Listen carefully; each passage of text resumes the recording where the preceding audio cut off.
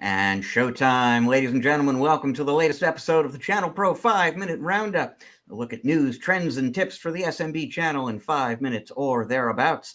My name is Rich Freeman. I am executive editor of the ChannelPro Network and one of your hosts on this program. With me as ever is my co-host Eric Simpson, a business transformation and improvement consultant for MSPs and other IT providers. Eric, how you doing this week?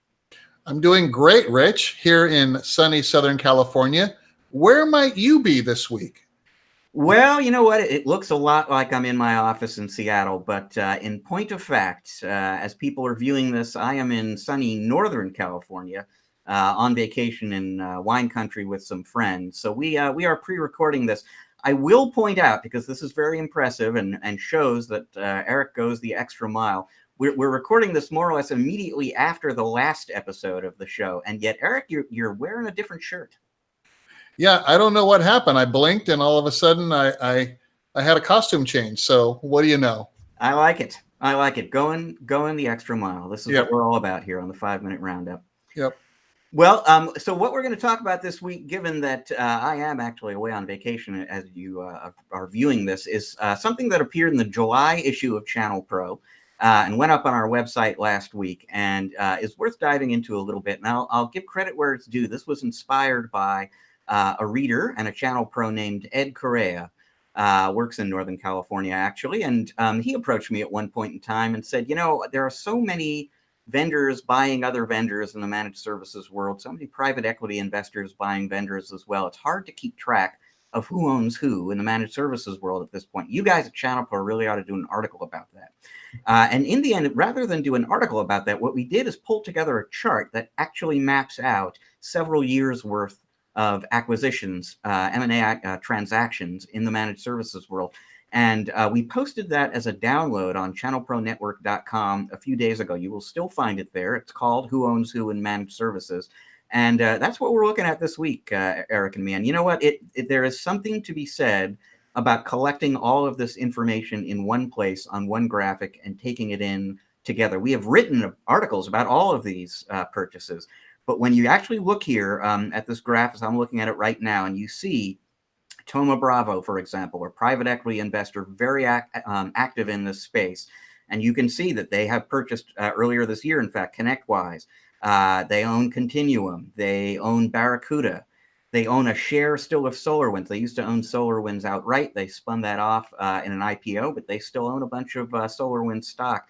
And then you can look at all of the acquisitions that private equity money helped those vendors make. And so Continuum, really within the last 12 months, has bought Carver and BrightGauge. ConnectWise bought HTG early last year. SolarWinds just bought Passportal a few weeks ago. Barracuda, has owned Intronis for a number of years now. And you can see the exact same trend playing out elsewhere on the chart. Insight Partners is the private equity firm that acquired Kaseya sometime back in 2013, I believe. And you can see all of the acquisition activity that Kaseya has been involved in since then, a lot of it really just in the last year. Datto merges with Autotask, which was acquired by Vista Equity Partners, and now both companies are part of Vista. So it's really sort of the master narrative in the world of managed services right now. There's a certain amount of consolidation going on among the MSPs themselves, but enormous consolidation going on the vendor side. And you're just seeing more and more of these multifaceted, increasingly comprehensive product suites come out from these conglomerates, if you will, of companies that are put together through these mergers and acquisitions, and that ultimately are owned by a handful of pretty good-sized private equity investors. And the question for the MSPs, and this is a debate we will not settle here, Eric, is this a good thing for MSPs or not at the end of the day?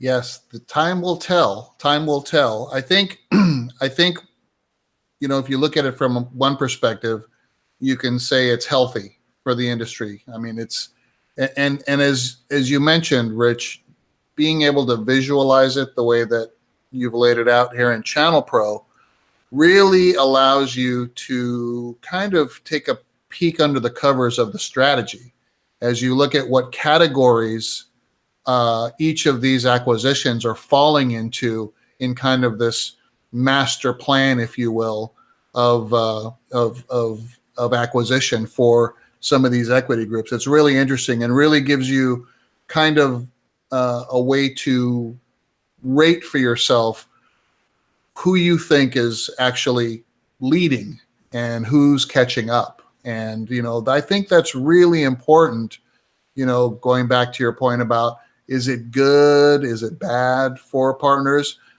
Giving them this ability to kind of visualize and see and align or reconcile where their vendor partners fit within each of these strategies, I think is really good information. It is really interesting. It's a great point. Just looking at the chart, you can get a sense for where these companies are placing their bets and what kind of strategy they're pursuing. I mean, Datto and ConnectWise have yet to make a security-related acquisition yet.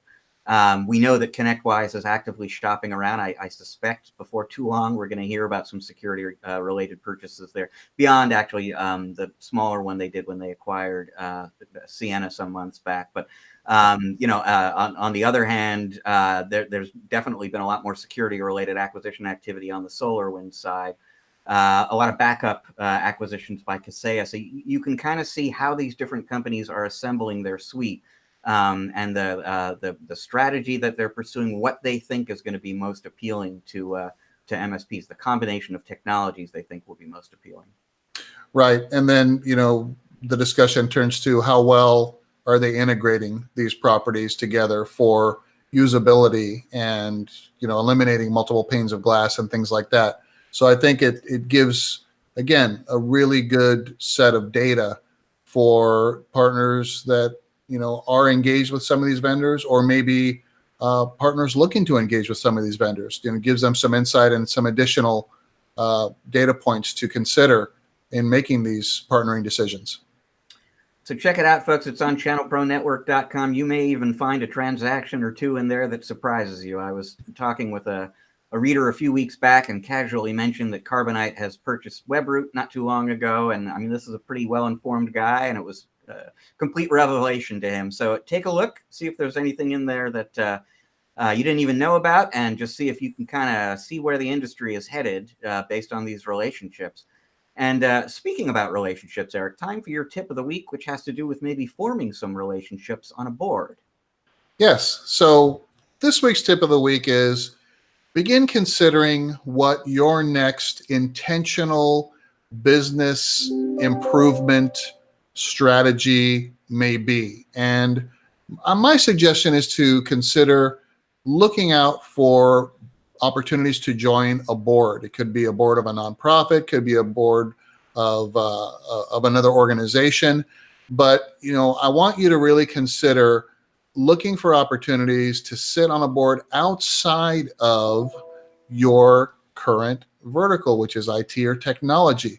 And this will allow you to give back if it's a charitable type of board, or even just learn how business works in other industries and the decisions that others are making. And if you've not been part of a board before, it's quite an experience. I mean, you're really going to play a lot of catch up. Now, I know there are probably a bunch of old guard, on the 5-minute roundup watching that, have been, on multiple boards. But that first one can seem a little intimidating.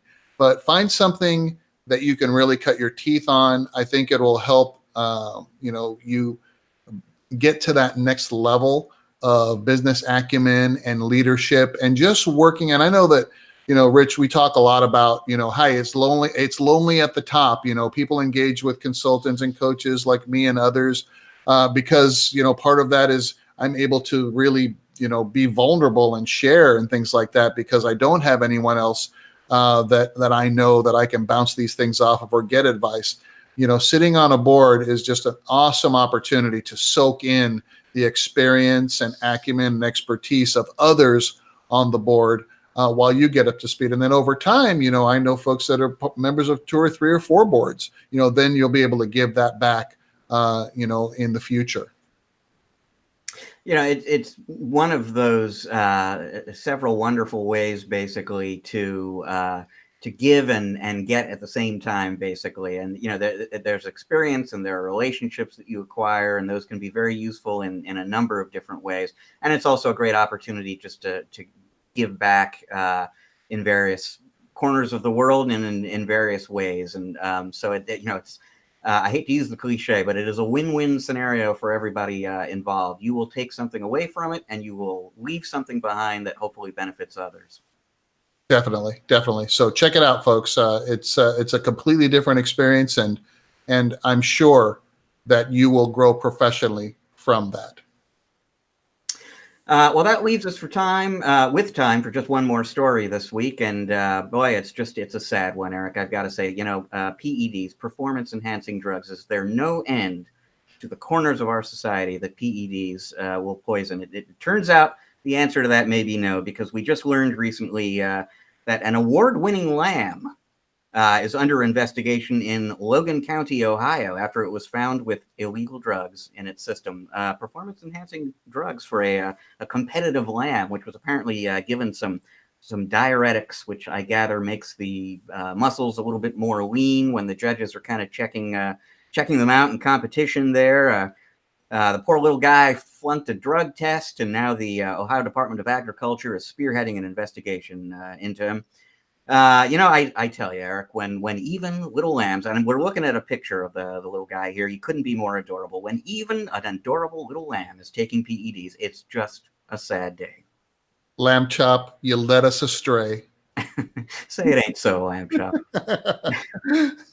That is all the time we have this week on the ChannelPro 5-Minute Roundup. Thank you so much for joining us. We will be back again next week with another episode.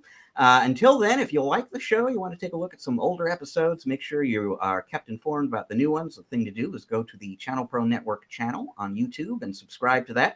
Make sure you click the little bell there if you want to get notifications about new episodes. We will get you everything you need to know to keep up with the show. You want to read more about what's going on merger and acquisition-wise in the managed services world, check out that chart Eric and I were talking about before. The place to do that is channelpronetwork.com.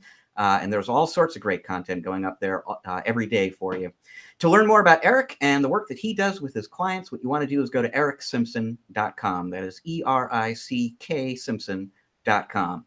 Once again, thank you very much for joining us on the 5-Minute Roundup. We will see you again next week. Until then, enjoy the rest of your week. Eric and I are enjoying the rest of your week already.